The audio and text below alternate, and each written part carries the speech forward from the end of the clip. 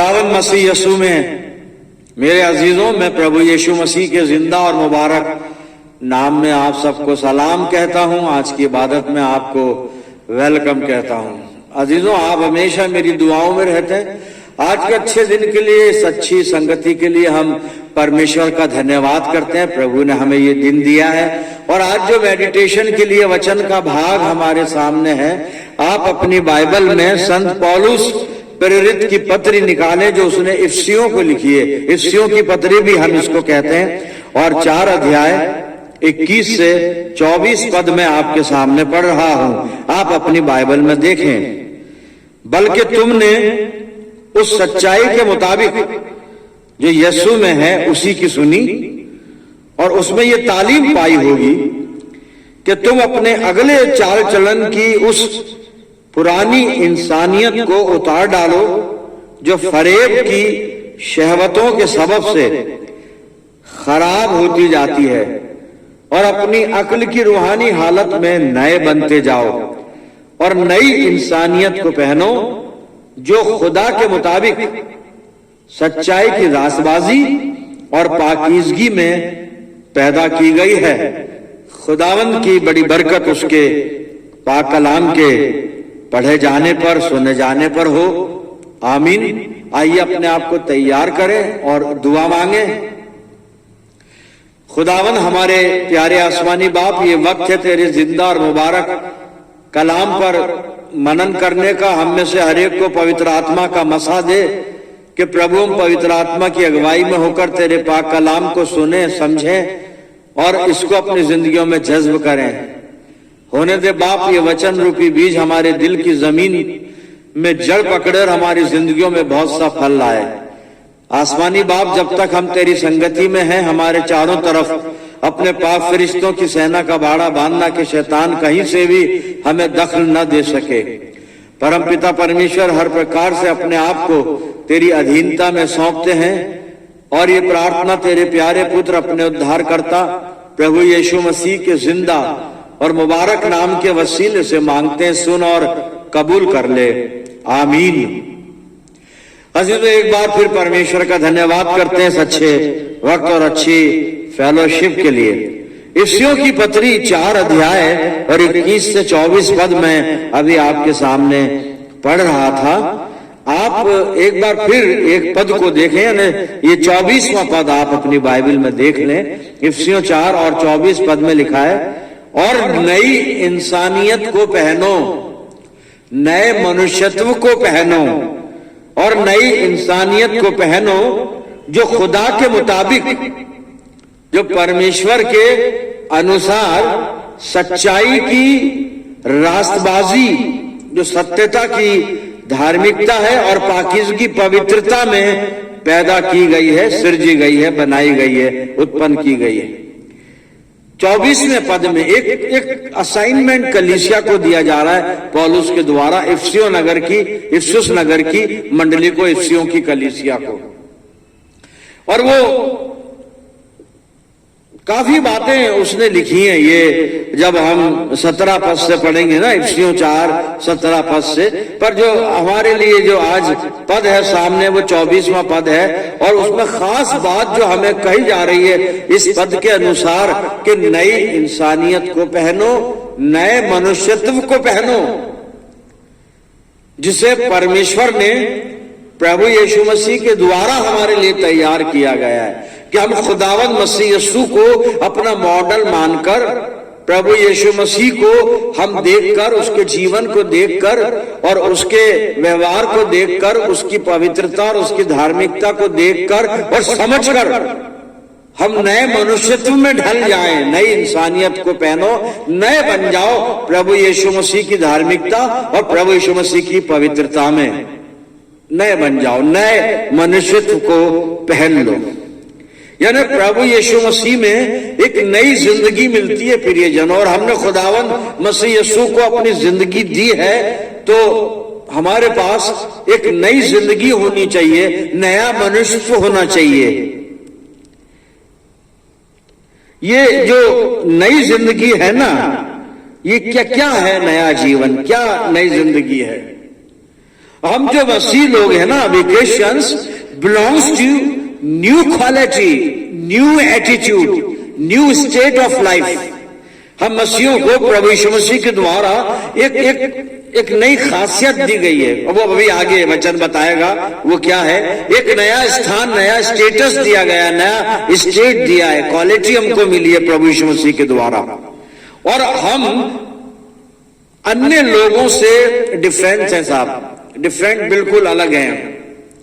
और ये डिफरेंशिएट किया है पीटर ने इसको, Peter did differentiate it in first Peter and chapter 2 and verse 9। अभी मैं आगे चल के पढ़ूंगा कि पतरस ने बताया कि वो हम नई इंसानियत क्या है, वो नयापन हमें क्या चीज है, वो कौन सी क्वालिटी प्रभु यीशु मसीह के द्वारा हमें मिली है, वो कौन सा एक नया स्टेटस या नया स्तर, नई इंसानियत, नया मनुष्यत्व हमको प्रभु यीशु मसीह के द्वारा दिया गया है, क्या चीज है वो।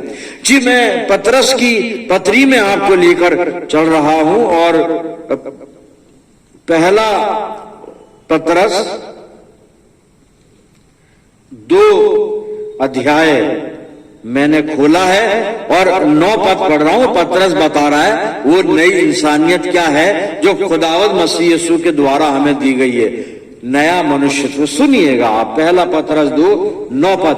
पर तुम एक चुना हुआ वंश, 4 बातें बताई हैं यहां पर पतरस ने, जो हमारी क्वालिटी जो प्रभु यीशु मसीह के द्वारा दी गई है ना, न्यू क्वालिटी जिसे हम कह रहे हैं, न्यू स्टेटस जिसे हम कह रहे हैं, और जो हम अपने आप को दूसरे लोगों से, जो हमारे साथ जो ये हम अपने को डिफरेंशिएट कर रहे हैं, वो डिफरेंटनेस क्या चीज है, वो क्या है, अलग विभिन्नता क्या है, वो यूनिकनेस क्या है वो।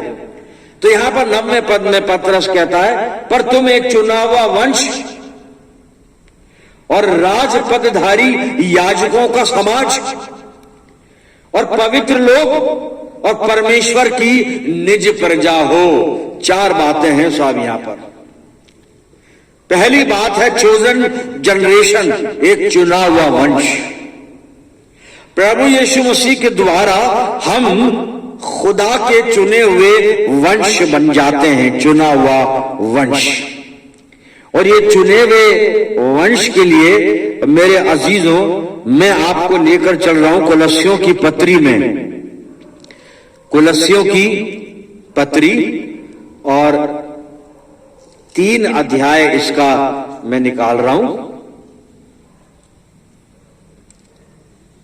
आप अपनी बाइबल में देख सकते हैं, कुलस्सियों 3, और मैं इसका 12वां पद पढ़ रहा हूं। यहां पे क्या लिखा है 12वें पद में, और उसी के साथ बपतिस्मे में गाड़े गए, और उसी में, जी मैंने कुलस्सियों 3 बोला है, मैं 2 में से पढ़ने लगा था, आप कुलस्सियों 3 में आ जाएं। कुलस्सियों की पत्री 3 और 12 पद को देखें, यहां पे लिखा है, इसलिए परमेश्वर के चुने हुओं के समान जो पवित्र और प्रिय हैं, बड़ी करुणा और भलाई और दीनता, नम्रता और सहनशीलता धारण करो, परमेश्वर के चुने हुओं के समान, क्योंकि वी आर चोजन जनरेशन, एक चुनावा हम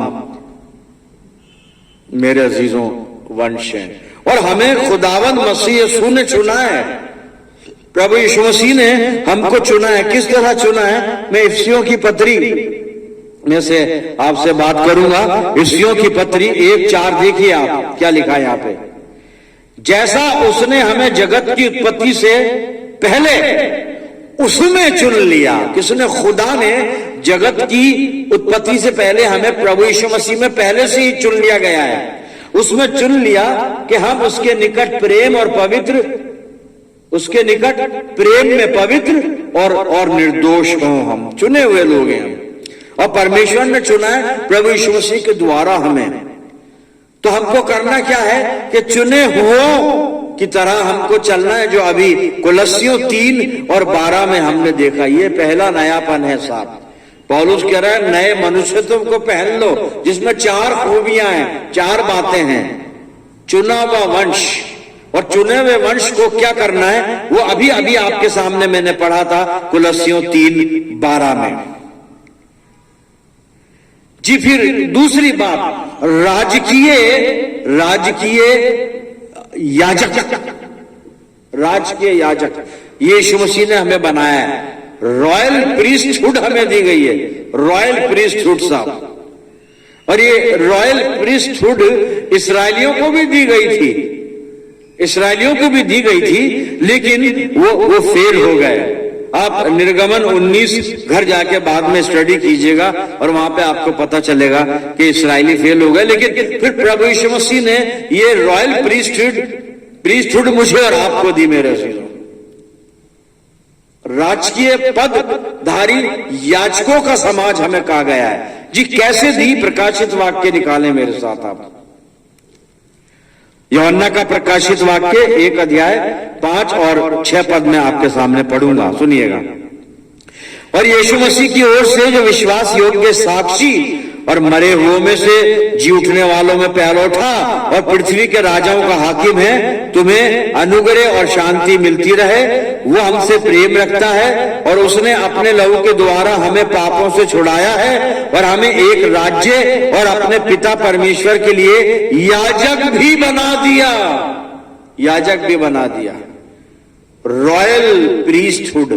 और याजक का काम होता है खुदा के सामने कुर्बानी चढ़ाना, अपने लोगों के लिए, अपने समाज के लिए, अपनी कौम के लिए परमेश्वर की वेदी पर कुर्बानियों को लेकर जाना और कुर्बानी के साथ साथ खुद के जीवन को भी परमेश्वर के सामने कुर्बान कर देना, पवित्र और धार्मिक बना के रख देना। मेरे जी याजक का काम है। क्या हम ये काम करते हैं? रॉयल प्रीस्टहुड ये हमें मिली है। राजकीय याजक हम लोग हैं मेरे अजीजों। और परमेश्वर चाहता है कि हम कुर्बानी चढ़ाएं। और ये कुर्बानी कैसी हो? पहला पत्रस आपके सामने खोल रहा हूं और 2 अध्याय 5 पद सुन लीजिए क्या लिखा है। ये कुर्बानी किस चीज की है? तुम भी आप जीवते पत्थरों के समान आत्मिक घर बनते जाते हो। हमें अपने आप को रूहानी बना लेना है, स्पिरिचुअल बना लेना है हमें। सुनिएगा, तुम भी आप जीवते पत्थरों के समान आत्मिक घर बनते जाते हो, जिससे याजकों का पवित्र समाज बनकर ऐसे आत्मिक बलिदान चढ़ाओ जो यीशु मसीह के द्वारा परमेश्वर को ग्राह्य है, ग्रहण योग्य है, उसको कबूल है। अपने आप को आत्मिक बलिदान करके। और रोमियो 12:1 नोट कर लें, उसमें और ज्यादा लिखा हुआ है कि अपने आप को जीवता व पवित्र और परमेश्वर को भावता व बलिदान करके चढ़ा दें। ये दूसरा नयापन है। और इस नएपन को साबित करने के लिए, प्रमाणित करने के लिए हमको आत्मिक बलिदान चढ़ाने हैं। अपने आप को आत्मिक बनाकर, पवित्र बनाकर और जिंदा करके। जिंदा कैसे? जो गुनाह में है वो मरा हुआ है, तो अपने आप को गुनाह से बाहर निकाल लेंगे, हम जीवित हो जाएंगे। पाप से अलग कर लेंगे अपने आप को, हम जीवित हो जाएंगे परमेश्वर की दृष्टि में। तो अपने आप को जीवता, पवित्र और परमेश्वर को भावता व बलिदान करके चढ़ा दें। हमने 2 विशेषताएं देखी ना। नए मनुष्यत्व को पहन लो तो नई इंसानियत की 2 खूबियां देखी। तीसरी सुन लीजिए साहब, होली नेशन, पवित्र लोग, होली नेशन। और ये पवित्रता हमको कैसे मिली और किससे मिली? जी मैं पहला कोरिन्थियों निकाल रहा हूं और 6 अध्याय और 11 पद सुनिएगा आप। और तुम में से कितने ऐसे ही थे? अब कैसे थे? जी आप बाद में 9 पद से पढ़िएगा, 9 और 10 पद बाद में पढ़ना आप, तो पता पड़ जाएगा कैसे थे। कुछ खूबियां लिखी हुई हैं, मैं यहां नहीं पढ़ूंगा, आप बाद में स्टडी कीजिएगा। यही पहला कोरिन्थियों 6 और आप इसका 9 और 10 पद घर में पढ़ लीजिएगा। और अब 11वें पद से मैं पढ़ रहा हूं। वो कह रहा है कि तुम में से कितने ऐसे ही थे। कैसे? जैसे 9 और 10 पद में उसने लिखा है ना, गैर मसीहों के लिए। तो कह रहा तुम में से पहले कितने ऐसे ही थे, परंतु तुम प्रभु यीशु मसीह के नाम से और हमारे परमेश्वर के आत्मा से धोए गए और पवित्र हुए और धर्मी ठहरे। होली नेशन, हमें पवित्र बन के रहना है साहब।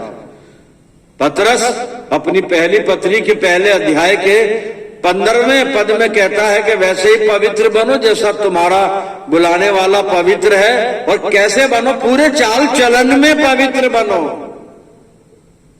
पूरे चाल चलन में, कहीं कहीं नहीं। केवल संडे संडे को पवित्र नहीं बनना है। अब लेंट सीजन शुरू होगा ना 14 फेब से, तो 40 दिनों में पवित्र नहीं बनना है। पूरे चाल चलन में, पूरे जीवन भर के लिए मुझे और आपको पवित्र बनना है मेरे अजीजों। ये तीसरी विशेषता, नए मनुष्यत्व को पहन लो। चौथी और आखिरी बात जो नई इंसानियत की है, नई इंसानियत की जो चौथी खूबी है, यहां पे लिखा हुआ है peculiar people of holy God, almighty God, peculiar people, यानी परमेश्वर की निज प्रजा, निज प्रजा साहब।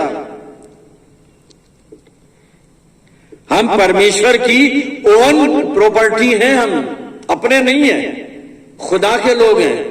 यीशु मसीह के द्वारा परमेश्वर ने हमको अपना बना लिया। और कैसे बनाया है जी, वो मैं आपको बता रहा हूं। पहला कुरिन्थियों वहीं आपको लेके चल रहा हूं, और 6 अध्याय और 19-20 पद को आप सुनिए। क्या तुम नहीं जानते तुम्हारी देह पवित्र आत्मा का मंदिर है जो तुम में बसा हुआ है और तुम्हें परमेश्वर की ओर से मिला है, और तुम अपने नहीं हो, तुम अपने नहीं हो। 20 पद में लिखा है क्योंकि दाम देकर मोल लिए गए हो, इसलिए अपनी देह के द्वारा करना क्या है हमें? हम अपने नहीं है ना, परमेश्वर की निज प्रजा है, तो फिर करना क्या है हमें? अपनी देह के द्वारा परमेश्वर की महिमा करो, परमेश्वर की महिमा। हमारी जिंदगी, हमारे कामों से मसीह यीशु को इज्जत और जलाल मिलना चाहिए, उसको महिमा पहुंचनी चाहिए साहब। पौलुस कह रहा है नए मनुष्यत्व को पहन लो, नए मनुष्यत्व को पहन लो, नए मनुष्यत्व को पहन लो। 4 बातें देखी हमने, ये 4 बातें अपने जिंदगियों में ले आइए, ये नया मनुष्यत्व पैदा हो जाएगा साहब। कंक्लूडिंग पार्ट पे चलते हैं। कंक्लूडिंग वर्स क्या है? पतरस बता रहा है करना क्या है हमको। अब वो जो हमने शुरू में जो पहला पतरस और 2 अध्याय के 9 पद को पढ़ा था ना, जहां पर हमने वो 4 बातें देखी थी कि तुम एक चुनावा वंश हो, राजकीय याजक हो, पवित्र लोग हो और परमेश्वर की निज प्रजा हो। जी हां, नया मनुष्यत्व इसी को कहेंगे। करना क्या है? ऐसे लोगों को करना क्या है जो हम पहले पुरानी इंसानियत को पहने हुए थे, उसको हमने उतार दिया, नया मनुष्यत्व पहन लिया तो बहुत अच्छी बात, नहीं पहना तो पहने हम, और पहन के अब करना क्या है? पहला पतरस 2 अध्याय और मैं 9 पद के आगे लेके आपको चल रहा हूं। उसको पूरा मैंने नहीं पढ़ा था, अब मैं इसको पूरा पढ़ देता हूं। पर तुम एक चुना हुआ वंश और राजपदधारी याजकों का समाज और पवित्र लोग और परमेश्वर की निज प्रजा हो। मैंने ये पढ़ा था शुरू में ना, वो समझ में आ गया हमारे कि कैसे हम चुना हुआ वंश हैं, कैसे हम पवित्र हैं, कैसे हम राज के याजक हैं, कैसे हम परमेश्वर की निज प्रजा हैं। अब करना क्या है जी? इसलिए 9वां पद ही चल रहा है लेकिन सेकंड पार्ट चल रहा है। इसलिए कि जिसने तुम्हें अंधकार में से अपनी अद्भुत ज्योति में बुलाया है ना, उसके गुण प्रकट करो। खुदा की खूबियों को जाहिर करें अपनी जिंदगी से, यानी परमेश्वर को डिमॉन्स्ट्रेट कर दें। लोग मेरे जीवन को देख के परमेश्वर के गुणों को याद करें। लोग मेरे जीवन और मेरे जीवन के कामों को देखकर प्रभु यीशु मसीह को याद करें। मुझे देखकर लोगों का ध्यान खुदावंद मसीह यीशु की तरफ जाए। क्या आज हमें देखकर अन्य लोग प्रभु यीशु मसीह को देख रहे हैं? क्या हम में प्रभु यीशु मसीह नजर आता है? क्या हमारी जिंदगी में प्रभु यीशु मसीह नजर आता है?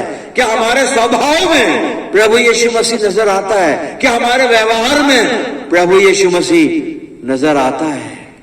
यही है नई इंसानियत, यीशु मसीह को दिखाइए, प्रभु यीशु मसीह को डेमोन्स्ट्रेट कीजिए। परमेश्वर मेरी और आपकी अगुवाई करे प्रियजनों कि हम अपने खुदावंद मसीह यीशु को रिप्रेजेंट करें, उसको डेमोन्स्ट्रेट करें, उसका प्रतिबिंब हमारे जीवन में नजर आए। आइए प्रभु से सामर्थ मांगते हैं, दुआ करें। खुदावंद मसीह यीशु में प्यारे आसमानी बाप, शुक्रगुजार है जिंदा मुबारक कलाम के लिए जो तूने हमें आत्मिक मन्ना के तौर पर आज दिया है। पिता, होने दे प्रभु कि हम सचमुच में नई इंसानियत को पहनकर अपने प्रभु यीशु मसीह के गुणों को दूसरे लोगों के सामने प्रकट करने वाले हों। पवित्र आत्मा की हमें अगुवाई देना प्रभु कि हम तेरी पवित्र इच्छा को पूरा करें। प्रभु जी, जितने साथ इस दुआ में, जितने लोग इस दुआ में मेरे साथ हैं, प्यारे प्रभु परमेश्वर, मैं इन सब प्रियजनों के लिए प्रार्थना करता हूं। इन सब अजीजों पर तेरी शफकत, रहमत, बरकत का साया हमेशा बना रहे। हम सब मिलकर पूरे संसार के लिए दुआए खैर मांगते हैं। प्रभु जी, अपनी जिंदगियों को तेरे हवाले करते हैं और ये प्रार्थना तेरे प्यारे पुत्र अपने उद्धार करता प्रभु यीशु मसीह के जिंदा और मुबारक नाम के वसीले से मांगते हैं। सुन और कबूल कर ले, आमीन। अब हमारे प्रभु यीशु मसीह का अनुग्रह, पिता परमेश्वर का प्रेम, पवित्र आत्मा की सहभागिता हम सब के साथ, समस्त विश्वासियों के साथ, हमारी सब मंडलियों के साथ अब से लेकर हमेशा तक होती रहे, आमीन।